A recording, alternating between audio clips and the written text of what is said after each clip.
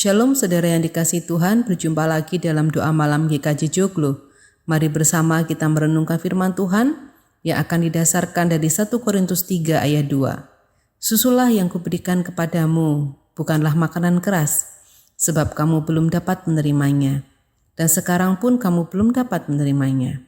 Saudara yang terkasih, dalam dunia ekonomi dikenal istilah Gini rasio, yaitu ukuran yang dikembangkan oleh statistikus Italia bernama Corrado Gini pada tahun 1912. Ini merupakan sebuah alat ukur untuk melihat dampak kesenjangan ekonomi di suatu wilayah. Orang yang awam seperti kita perlu belajar dan memahami cara membaca datanya.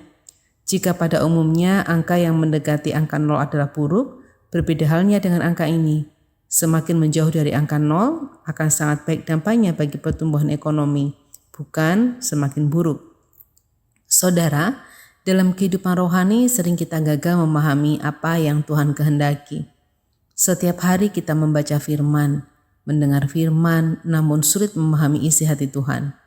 Memahami itu dibutuhkan hati dan pikiran yang jernih agar kita dapat menerima dan melakukannya.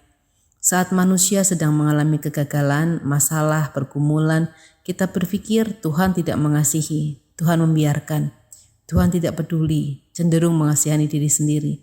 Pernahkah kita belajar memahami maksud Tuhan bahwa segala hal itu terjadi agar kita menjadi pribadi yang kuat, siap, dan matang secara iman?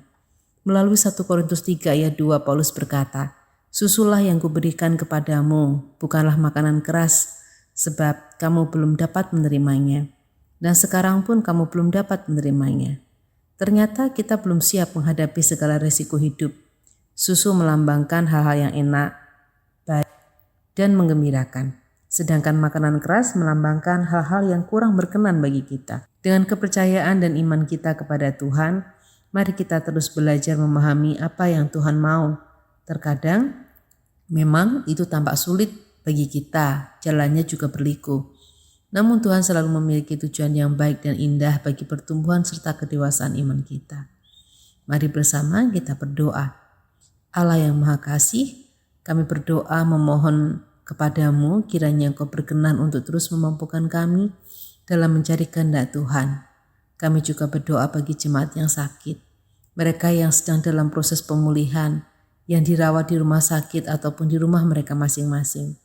Kami juga berdoa bagi para adiuso yang mengalami kelemahan tubuh. Kami berdoa bagi para korban bencana alam dimanapun berada. Pulihkan dan kuatkanlah mereka. Juga berikanlah kemampuan kepada para relawan dalam menolong korban bencana alam. Kami juga berdoa bagi pemerintah dalam mengendalikan penyebaran dan juga dampak dari virus corona. Ya Allah, inilah seru dan doa kami. Amin.